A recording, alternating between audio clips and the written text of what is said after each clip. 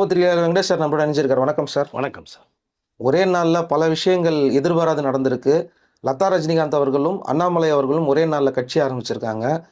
பணமே இல்லாமல் கவர்மெண்ட்டில் 170 பேருக்கு போஸ்டிங் சொல்கிறாங்க. அடுத்ததாக பார்த்தீங்கன்னா பஸ் இல்லாமல் 56 வருட காலம். நீங்கள் அந்த கர்ணன் படம் பார்த்துருப்பீங்க தனுஷில். அதே மாதிரி ஒரு சம்பவமும் நடந்திருக்கு. என்ன டீட்டெயில் சார்? நம்ம தேர்தல் பிரச்சாரப்பே தமிழக முதலமைச்சர் விஜய் அவர்கள் சொன்னது என்னென்னா, மலைவாழ் கிராமங்களுக்கு பஸ் வசதி இல்லை, ரோடு வசதி இல்லைன்னு சொல்லியிருந்தாங்க. இப்போ முக்கியமாக நிறைய விஷயங்கள் பார்க்கும்போது இங்கே இந்த பஸ் வசதியை முக்கியமாக பார்க்கணும். நீங்கள் சொன்னது மாதிரி தேனி மாவட்டத்தில் போடி நாயக்கர் 16 கிலோமீட்டர் தூரத்தில் உள்ள கொட்டக்குடிங்கிற ஒரு மலைவாழ் கிராம மக்கள். அது குரங்கணியிலிருந்து கொட்டக்குடிக்கு இப்போ பஸ் போக்குவரத்து தமிழ் முதலமைச்சருடைய நேரடி பார்வையில் உடனடியாக செயல்பட்டிருக்கு. 56 வருஷமாக போராடுறாங்க இந்த மலைவாழ் மக்கள். பஸ்ஸு வந்தது இதுதான் முதல் முறையாக அவங்களுடைய அந்த கொட்டக்குடி கிராமத்துக்கு வந்தது. இதுதான் ஃபஸ்ட் டைம் பஸ்ஸு வந்திருக்கு எங்கள் ஊருக்கு. 56 போராட்டத்துக்கு பிறகு இன்றைக்கு தமிழக முதலமைச்சர் விஜய் அவர்கள் வந்ததன் விளைவாக எங்களுக்கு பஸ் வசதி கிடைச்சிருக்கு அப்படின்றார். இல்லைன்னா கிட்டத்தட்ட இந்த 16 கிலோமீட்டர் தூரத்துக்கு இது இல்லாமல் குரங்கணியிலேருந்து இந்த கொட்டக்குடி போகிறதுக்கு இந்த கூலி வேலை செய்கிறவங்க நடந்து வர்றது, ஸ்கூல் ஸ்டூடெண்ட்ஸ், இந்த சிறுமியிலேருந்து பள்ளி மாணவர்லேருந்து நடந்து போய் ஸ்கூலுக்கு போயிட்டு வர்ற மிகப்பெரிய ஒரு பரிதாபமான நிலை. ஸ்கூலுக்கு போகிறது முடியே டயர்டாயிருவாங்களாம். அங்கே போய் உட்காந்து படிச்சுட்டு திரும்பி வீட்டுக்கு போய் டயர்டாயிடுறது. இப்படி கஷ்டப்பட்டு அந்த பசங்க போயிட்டு வர்றதை கவனித்து தான் இந்த முதன்முறையாக இந்த பஸ் வசதியை அந்த கிராம மக்கள் அனுபவிக்கிறாங்க. இதில் சிறப்பு என்னென்னா, அந்த பஸ்ஸு ஊருக்குள்ளே வந்த உடனேயே கற்பூர ஆரத்தி எடுத்து தேங்காய் உடைச்சி மாலை மரியாதையோட அந்த பஸ் கண்டக்டருக்கு மாலை போட்டு வரவேற்று எல்லாத்துக்கும் ஸ்வீட் கொடுக்கப்பட்ட ஒரு விஷயத்தை நான் பார்க்குறேன். இப்போது ஏன்னா மலைவாழ் மக்கள்லாம் எவ்வளோ தூரத்துக்கு இறங்கி ஒத்தடி பாதையெல்லாம் நிறைய பேர் வந்திருப்பாங்க. இப்போ நீங்கள் கொல்லிமலையே போனீங்கன்னா 2 கிலோமீட்டர் தள்ளி போய் இந்த ஃப்ரூட்ஸ் எல்லாம் எடுத்துகிட்டு அந்த கார் போகிறவரில் விற்றுட்டு போகிற சம்பவத்தை நானே நேரில் பார்த்துருக்கேன். சின்ன சின்ன பசங்க அவங்க அம்மா அப்பா விற்பாங்க. இந்த பைனாப்பிள் இதெல்லாம் எடுத்துகிட்டு வந்தால் 1 கிலோ 20 ரூபா 30 ரூபாய்க்கு விற்பாங்க. அது 6-7 பழம் வரும். இவ்வளோ கம்மியாக 2 கிலோமீட்டர் தூக்கிட்டு ஒத்தடி பாதைங்க. அங்கே என்ன அதாவது வனவிலங்குகள் என்ன இருக்குன்னே தெரியாது. பாம்பு போகுமா பூரா போகுமானே தெரியாது. சின்ன பசங்க அவ்வளோ சிரமப்படுற நிறைய மலைவாழ் இருக்காங்க. அதில் இந்த கொட்டக்குடி மக்கள் இப்போ ரொம்ப விஜய் அவர்கள் தெய்வமாக பார்க்குறோன்னு சொல்கிறாங்க. ஏன்னா எளிய மக்களுக்கு உதவிகள் பண்ணுற ஒரே நோக்கத்தில் நிறைய விஷயங்கள் செயல்பட்டுருக்குது. இந்த பஸ் போக்குவரத்தை நம்ம ஊர் மக்கள் அனைவருமே இந்த பஸ்ஸை ஒரு கடவுள் மாதிரி நினைக்கிறாங்க. பட் அவர் சொன்னதை இப்போ செஞ்சிட்ருக்கார் ஒன்றா அப்படிங்கிறதுக்கு இந்த பஸ் போக்குவரத்தான உதாரணமாக சொல்லிக்கலாம் ஆசைப்பட்றேன். ரெண்டாவது நீங்கள் பார்த்தீங்கன்னா, அடுத்து நீங்கள் சொன்னது மாதிரி இந்த வணிக வரித்துறை அரசில் இந்த வணிக வரித்துறை டிபார்ட்மெண்ட்டில் வணிக வருவாய்த்துறையில் முக்கியமான ஒரு துறையாக வணிக வரித்துறை ஒன்று. அதில் இப்போது தமிழக முதலமைச்சரோட நேரடி பார்வையில் 171 பேருக்கு பதவிகள் கொடுக்கப்பட்டிருக்கு. அதில் பார்த்தீங்கன்னா கிட்டத்தட்ட உதவியாளர், இளநிலை உதவியாளர், துணை வரி அதிகாரி, உதவி ஆணையாளர் அப்படின்னு சொல்லி 131 பேருக்கு ஒரு பகுதி, 24 பேருக்கு ஒரு பகுதி பிரித்து ஷேர் பண்ணி ஒரு பைசா லஞ்சம் வாங்காமல் இவர்கள் தகுதியான ஒரு நபராக இருந்தும் இந்த பதவி உயர்வு கிடைக்கல. அடுத்த இடத்துக்கு போகவே முடியல. கேட்டால் பணம் பணம் பணம் பணம் கொடுக்க முடியல. லஞ்சம் கொடுத்தாதான் இந்த போஸ்டல் கொடுக்கப்படுங்கிற அளவுக்கு இத்தனை வருடமாக இருந்த அந்த ஒரு விஷயத்தை முதலமைச்சர் கவனத்துக்கு கொண்டு போய் உடனடியாக அவர் அதிகாரிகளை கூப்பிட்டு விசாரணை பண்ணி இந்த 171 இடங்களுக்கு பதவி உயர்வு கொடுக்கப்பட்ட ஒரு விஷயம் இப்போ பார்க்கப்படுது. இது அந்த சங்கம், அரசு ஊழியர் சங்கம் மிகப்பெரிய அளவில் புகழ்ந்துட்டு இருக்காங்க. வாழ்த்துக்களை சொல்கிறாங்க. முதலமைச்சர் நடக்காத ஒரு விஷயத்தை நடத்தி காமிச்சிருக்காங்க. இந்த பதவிகள் பெற்றவர்கள் 170 பேர் வந்திருக்காங்க இல்லையா, அவங்க ஒரு பைசா செலவு இல்லாமல் நாங்கள் இந்த இடத்துல உட்காந்துருக்கோம். இது உண்மையிலேயே வரலாற்று ஒரு சாதனைங்கிறாங்க அரசு ஊழியர்கள் ஒட்டுமொத்தமாக. லஞ்சத்தை ஒழிக்கணும், ஊழலை ஒழிக்கணும், போதை கலாச்சாரத்தை ஒழிக்கணுங்கிற அந்த முக்கியமான ஒரு 4 மேட்டரை கையில் எடுத்துகிட்டு தான் விஜய் அவர்களுடைய அந்த பயணமே போய்கிட்டு இருக்கு. இந்த அரசில் இந்த வணிகத்தில் மிகப்பெரிய வருமானம் வரக்கூடிய ஒரு துறை இந்த வணிக வரித்துறை ஒன்று. இப்போ எல்லாமே பார்த்தோம்னா நேர்மையாக செயல்படுவோம். நாங்கள் எங்களுடைய வேலைகளை சிறப்பாக செய்வோம். நாங்களும் லஞ்சம் வாங்க மாட்டோம், ஊழல் செய்ய மாட்டோம் அப்படின்னு இந்த பதவிகள் வாங்கினது சொல்ல விஷயம் ஒன்று பார்க்கப்படுது. உண்மையிலேயே இந்த அரசு துறையில் இனி இது மாதிரி நிறைய நடந்திருக்கு. இப்போ இன்னும் நிறைய நடக்க போகிறதா ஒரு தகவல் நம்ம சொல்லியிருக்காங்க. இது ஒரு பக்கம். இந்த போதை ஒன்று சொன்னேன் இல்லைங்களா, இப்போது அம்பத்தூர் எஸ்டேட்டுடைய அந்த வாகன சோதனை நடைபெறும் போது பார்த்தீங்கன்னா, அந்த ஆணையருடைய ஆவடி சரக ஆணையருடைய உத்தரவின் பேரில் இந்த வாகன சோதனை பண்ணியிருக்காங்க அம்பத்தூர் எஸ்டேட்டு வந்து அது ஆய்வாளர்கள்லாம். அப்போது அதில் காரில் பெங்களூர்லேருந்து தடை செய்யப்பட்ட ஒரு போதைப் பொருளை பெங்களூர்லேருந்து கடத்தி கொண்டு இருக்காங்க. இங்கே பூந்தமல்லி, ஸ்ரீபெரும்புதூர், ஆவடி இந்த சைடு விற்பனை செய்வதற்காக சேல்ஸ் பண்ணுறதுக்காக கொண்டு இருக்காங்க. 1750 கிலோ குட்கா வித் கஞ்சா மிக்சடாக எடுத்துகிட்டு வந்திருக்காங்க. 2 பேரை பிடிச்சிருக்காங்க. இது அப்படியே ஸ்பிரிட்டானா என்ன நிலைமை உங்களுக்கு? யங்ஸ்டர்ஸ் கைக்கு போகும். அவர்கள் அந்த கஞ்சா அடிச்சுட்டு இந்த குட்காவை யூஸ் பண்ணிட்டு தகராறு, போகிற வர பெண்களை கிண்டல் பண்ணுறது, கேலி பண்ணுறது, பாலியல் குற்றம், இதுக்கு மீறி என்ன செய்யறதுனே தெரியாமல் கொலை பண்ணுற அளவு கூட போகிறாங்க. கழுத்து இருக்கிற கேஸ் கூட செயின் பறிப்புகள் நடக்குது. இவ்வளோ விஷயங்கள் வரும்போது இதை வந்து ஏற்கனவே நிறையா நம்ம சொல்லி எத்தனையோ குட்கா கஞ்சாக்கள் பறிமுதல் செய்யப்பட்ட நிறையா சொல்லியிருக்கோம். இப்போ அம்பத்தூர் அந்த ஆவடி சரகத்தில் அம்பத்தூர் உட்கோட்டத்தில் வந்து நடைபெற்ற இந்த வானசோதனையில் பிடிச்ச ஒரு விஷயத்தை வந்து பார்க்கப்படுது. லஞ்ச ஊழல் ஒழிப்புத்துறையும் சரி, அதிகாரிகளும் சரி, இந்த போதைப்பொருள் கடத்திட்டு போகிறதும் சரி, இனி எங்களுடைய தீவிரமாக வேட்டைகள் ஆரம்பமாகும் அப்படிங்கிற விஷயத்த நம்ம சொல்லியிருக்காங்க. இவ்வளோ விஷயங்கள் பண்ணுறாங்கல்ல தமிழக முதலமைச்சர் வந்து தமிழ்நாட்டுக்கு. மக்களுக்கு எல்லா செய்தியும் தெரியும். ஒரு பக்கம் விமர்சனங்கள் அப்படியே தூக்கி ஓரமாக வச்சுருங்க, அது பேச வேண்டிய அவசியம் இல்லைன்னு நினைக்கிறேன். இந்த சிறப்பான விஷயங்கள் நம்ம மக்களுக்கு எடுத்து சொல்லலாம். ஏன்னா நல்லதை நம்ம சொல்லி தான் தீரணும். ஸோ அந்த அடிப்படையில் இந்த கொட்டக்குடி கிராமத்துக்கு பஸ்ஸு போனது, ஸோ வணிக வரித்துறை 171 பேருக்கு ஸோ வேலையை கொடுத்தது, இந்த போதைப் பொருளில் வந்து 1150 கிலோ வந்து பிடிச்ச சிறப்பான விஷயங்கள் ஒரு பக்கம் இப்படி போயிட்டு. இதை தவிர நீங்கள் ஒன்று கேட்டீங்க, நேற்று அண்ணாமலை அவர்கள் கட்சி ஆரம்பிச்சிருக்காங்க. கட்சி அனௌன்ஸ்மெண்ட் கொடுத்தாங்க. அதில் எவ்வளோ பேர் வந்தாங்க என்னன்றதை பரபரப்பாக நேற்று போச்சு. அன்றைய தினமே பார்த்தீங்க அப்படின்னா ரஜினிகாந்த் அவருடைய மனைவி அவர்கள் லதா ரஜினிகாந்த் மேடம் வந்து அவர்களும் ஒரு மக்கள் மேடை அப்படிங்கிற கட்சி ஒன்று ஆரம்பிச்சிருக்காங்க. அதில் நிறைய பேர் உங்களுடைய கருத்துக்களை பகிரலாம், ஒரு விஷயங்களை சொல்லலாம், என்ன தேவைகள் சொல்லலாம் அப்படிங்கிற ஒரு விஷயத்தெல்லாம் சொல்லுங்கன்னு சொல்லிட்டு அவர்களுடைய லதா ரஜினிகாந்த் அவருடைய ஒரு ஸ்பீச் ஒன்று நம்ம கேட்க முடிஞ்சது. ஒரு பக்கம் இது ஒரு பக்கம் போகுது. இன்னொரு பக்கம் அண்ணாமலை அவர்களுடைய இந்த கட்சி ஆரம்ப விழா ஒன்று. இது எதை நோக்கி போகுது? இந்த இவ்வளோ நாட்கள் வராமல் ஏன் இது வருது?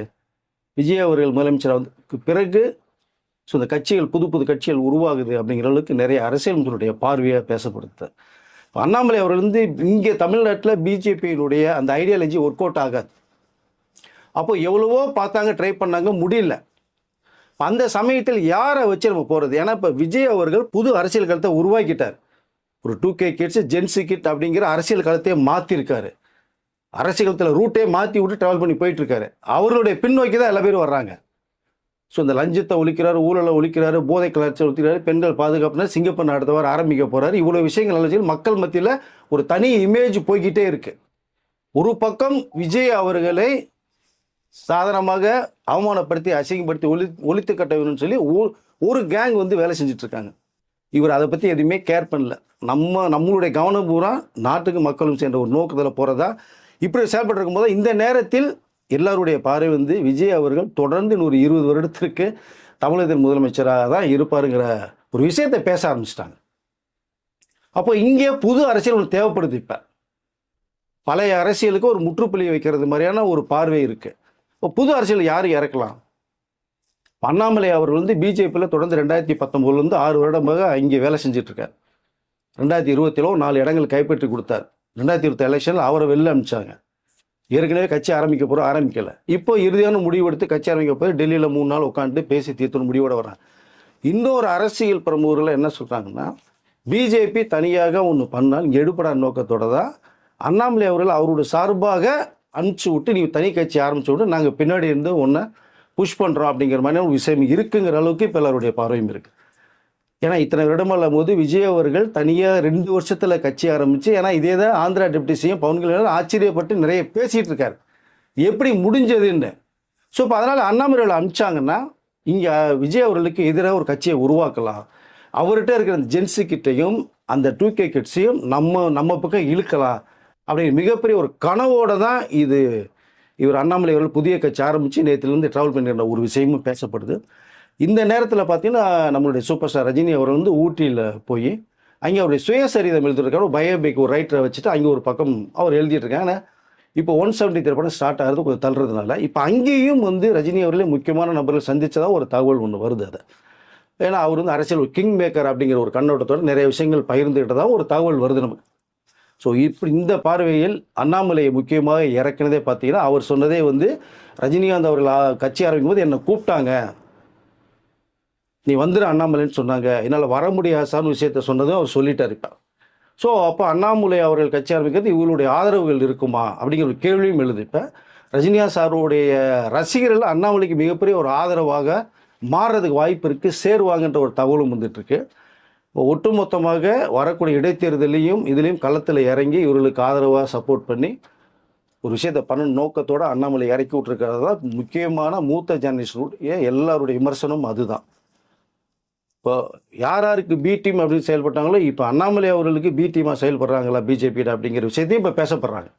இப்படி ஒரு தகவல் போய் இப்போ அரசியல் களம் இது வரைக்குமே ஆரம்பிக்காத ஒரு காலத்தில் இன்றைக்கி இது முந்தைய இருந்த 2 மாபெரும் கட்சிகளையும் உடைச்சிட்டு இன்றைக்கி வந்து தனியாக தமிழக முதலமைச்சர் விஜய் அவர்கள் உட்காந்துருக்கனால நம்மளும் அந்த இடத்துக்கு போவோம் அப்படிங்கிற ஒரு கண்ணோட்டத்தோட தான் இப்போ அவருக்கு ஆப்போசிட்டாக அந்த அண்ணாமலை கட்சியை வந்து ஆரம்பிச்சிருக்கிற மிகப்பெரிய ஒரு தகவல் ஒன்று இப்போ வந்துகிட்டு இருக்கு. டிவிகேனுடைய மிகப்பெரிய வெற்றியில் தோல்வியை கண்டவர்கள் எல்லாம் பார்த்தா அண்ணாமலைக்கு ஒரு புஷ் பண்ணுறது மாதிரி ஒரு விஷயம் வருது. ஒட்டுமொத்தமாக அவர் பக்கம் திரும்பி மறைமுகமான ஒரு சப்போர்ட் பண்ணி விஜய் அவருடைய இந்த இமேஜை இறக்கணும், மக்கள் மத்தியில் செல்வாக்கு குறைக்கணும், இந்த இடைத்தேர்தலில் வேறு லெவலுக்கு வரணும் அப்படிங்கிற ஒரே ஒரு பார்வையில் தான் இந்த மாதிரிலாம் உள்ளே இறக்கி பேசப்பட்டுக்கிற ஒரு தகவல் நமக்கு வந்துகிட்டு இருக்குது. அதை பட் முக்கியமாக ஓட்டை பிரிக்கணும், அந்த ஓட் பேங்கை பிரிக்கணும். இப்போ நீங்கள் பார்த்தீங்கன்னா இடைத்தேர்தலே 2-3 மிகப்பெரிய கட்சிகள் வந்து அப்படியே பின்வாங்கிறதா ஒரு தகவல் வருது. விஜய் அவர்களுக்கு எதிராக ஒரே ஒரு கட்சியை மட்டும் நிற்க வச்சு ஒட்டுமொத்த ஓட்டையும் ஒரு பக்கம் திரும்பி இடைத்தேர்தலில் வெற்றி பெறணுங்கிற ஒரு நோக்கத்தோடு செயல்பட்டு இருக்கிற அந்த ஒரு செய்தியும் நமக்கு வந்துட்டுருக்கு. பட் விஜய் அவர்கள் ஒரு முறை தமிழக மக்களை போய் சந்தித்தா போதும். மக்கள் தலைவர் எம்ஜிஆர் அவர்களை போய் சந்திக்கிறது மாதிரி தான் கிட்டத்தட்ட இப்போ பார்த்தீங்கன்னா அதிமுகவுடைய முன்னாள் எம்எல்ஏக்கள் முன்னாள் அமைச்சர்கள்லாம் நேற்று டிவிக்கில் வந்து சேர்ந்த விஷயங்கள் நம்ம பார்க்க முடியுது இன்றைக்கி. ஸோ கடம்பூர் ராஜிலிருந்து அந்த உளுந்தூர்பேட்டை ராதாகிருஷ்ணன் அவர்களிருந்து நிறைய பேர் உள்ளுக்குள்ளே வர்றாங்க, தொண்டர்கள் வர்றாங்க. இதுதான் ஆதவர்ஜனை சொன்னாங்க, போக போக அதிமுகவிலேருந்து அடிப்படையிலேருந்து எல்லாமே 90% நம்ம பக்கம் வருவாங்கன்றது. அது கிட்டத்தட்ட இப்போ நேற்றிலிருந்து வந்துட்டு இன்றைக்கி சேர்ந்துருக்க ஒரு தகவல் நமக்கு வருது. அதை சொல்ல டிவிகே என்பது ஒரு மிகப்பெரிய அசைக்க முடியாத பிம்பமாக தமிழ்நாட்டில் உருவாயிருச்சு. மக்கள் மத்தியில் மிகப்பெரிய செல்வாக்கை வந்தாச்சு. இப்போ அந்த செல்வாக்கை குறைப்பதற்கும் இமேஜை காலிப்பதற்கும் யாராவது ஒருத்தர் தேவைங்கிற பட்சத்தில் தான் இப்போ அண்ணாமலை அவர்களை வந்து தனியாக கட்சி ஆரம்பிக்க சொல்லி கூப்பிட்டு பேசி நாங்கள் வந்து பேக்கிலேருந்து உனக்கு புஷ் பண்ணிக்கிறோம், நீ எதிர்த்து பேசுகிற மாதிரி நீங்கள் பேசிங்க அப்படின்னு இந்திய அரசியலில் முக்கியமான எல்லா பேருமே கலந்து ஆலோசனை பண்ணி ஒரு ஐடியா பண்ணி தான் இப்போ அனுப்பிச்சு இங்கே கட்சி ஆரம்பிக்கப்பட்ட ஒரு தகவல் வந்துட்டுருக்கு சார் இது.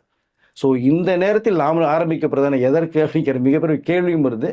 விஜய் அவர்கள் எதை பற்றி கேள்வி 6 வேணாலும் கட்சி ஆரம்பிச்சிக்கோங்க, எதிரியில் எனக்கு தேவை, உங்கள் விமர்சனம் எனக்கு தேவைன்னு தான் சொல்லியிருக்காரு.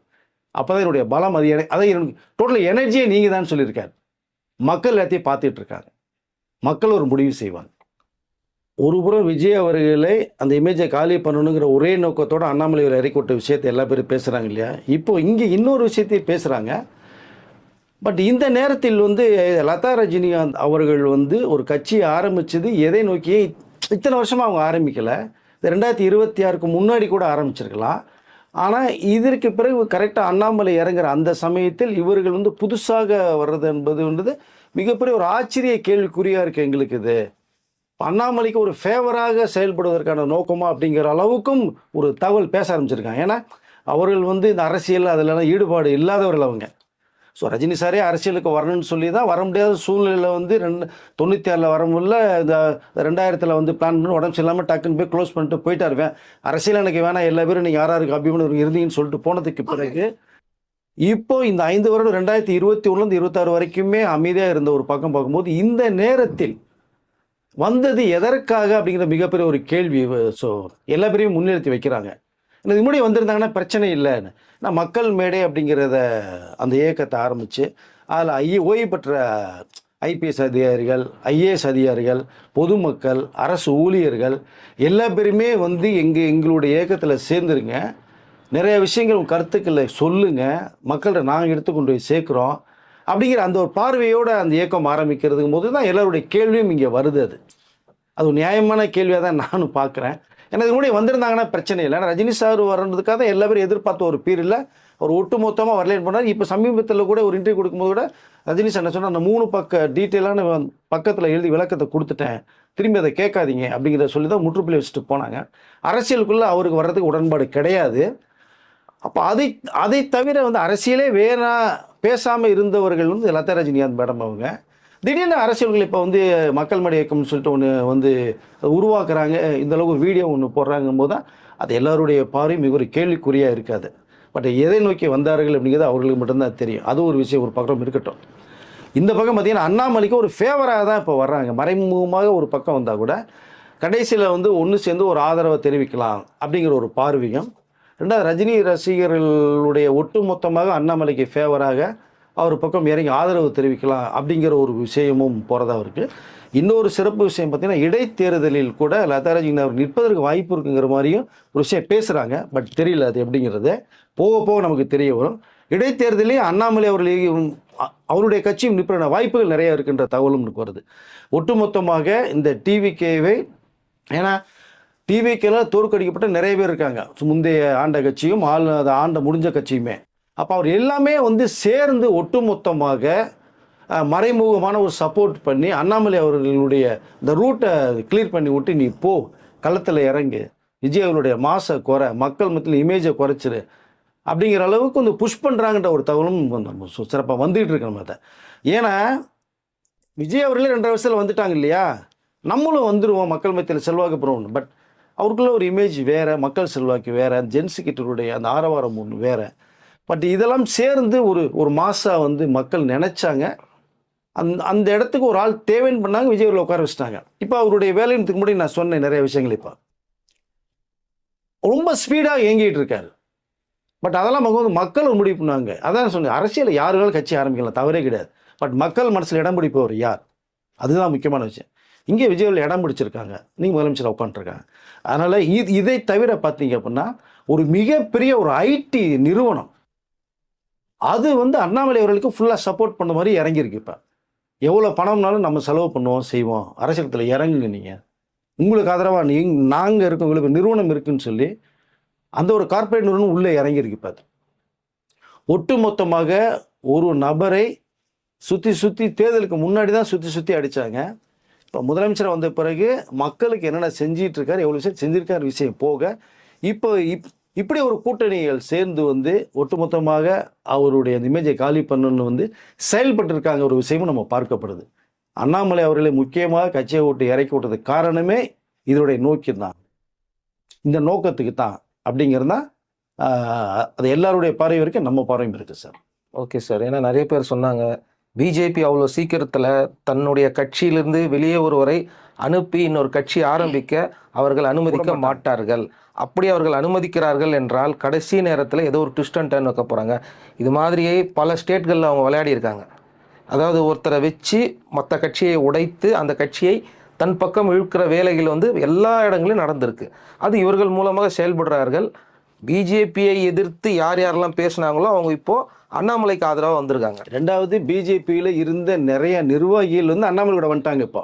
ஸோ இப்போ கரு நாகராஜன் உட்பட நிறைய நிர்வாகிகள் வந்து அண்ணாமலை கூட வந்துட்டாங்க. இப்போ இன்னும் முக்கியமான பெரிய தலைகள்லாம் அண்ணாமலைகளுக்கு ஆதரவாக வரப்போகுதுன்னா, ஒட்டுமொத்தமாக அந்த பிஜேபிங்கிற அந்த ஸ்டாம்பை எடுத்துகிட்டு இப்போ அண்ணாமலையுடைய ஸ்டாம்ப் வர்றது மாதிரி தான் இருக்குது.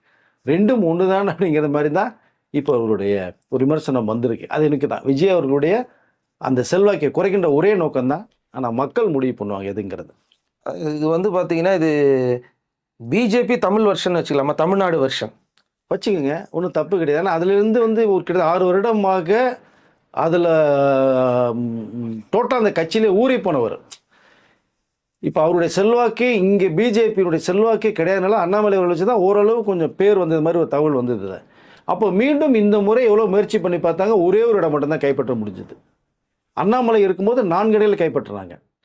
இப்போது இந்த சாயத்தோடு வெளியில் வர முடியாது. ஏன்னா திருவள்ளூர் அவர்களுக்கு காவி சாயம் பூசி பூஜப்பட்ட ஒரு விஷயத்தையே பார்த்து நிறைய விமர்சனங்கள் வந்துச்சு நமக்கு. அதை அப்போது அந்த கலரோட நீங்கள் உள்ளே என்ட்ரி ஆகவே முடியாது. ஏன்னா அண்ணாமலை அவர்கள்ட்ட வந்து நிறைய பேர் சொன்ன விஷயமே பார்த்தீங்கன்னா, அந்த லேபிளை உடச்சிட்டு நீ வந்தால் தான் நாங்கள் ஆதரவு தர முடியும், இல்லைனா நாங்கள் ஏற்கனவே எதிர்ப்பு தெரிவிச்சிட்டு இருக்கும்போது எங்களை ஒட்டுமொத்தமாக தமிழ் மக்கள் புறக்கணிச்சிருவாங்க அப்படின்னு ஒரு நடிகர் சொன்னார். எஸ், இப்போ அதனால தான் அண்ணாமலை அவர்கள் போய் டெல்லியில் போய் அவ்வளோ பிடிவாதம் பண்ணி இங்கே தமிழ் மாநில தலைவராக சொல்லி அங்கே கேபினட் மினிஸ்டர் தரேன்னு சொல்லி வேணான்னு சொல்லதா ஒரு தகவல் நமக்கு வருது. ஆனால் பட் களத்தில் இறங்கிருங்க, கட்சி ஆரம்பிச்சிருங்க, நாங்கள் பின்னாடி இருந்து புஷ் பண்ணுறோம், நம்மளுடைய நிர்வாகிகள் உங்களுக்கு சப்போர்ட்டாக வந்துடுவாங்க, மற்றவர்களையும் கூப்பிட்டு உங்களுக்கு ஆதரவு தெரிவிக்க வரீங்க அப்படின்னு இந்த இடைத்தேர்தலில் மிகப்பெரிய ஒரு விஷயத்தை பண்ணணுன்ற நோக்கத்தோடு இவருடைய களம் இறங்கியிருக்கு. பட் அதற்காக தான் அண்ணாமலை அவர்களே கட்சி ஆரம்பிக்கிற நோக்கமும் அதுதான்.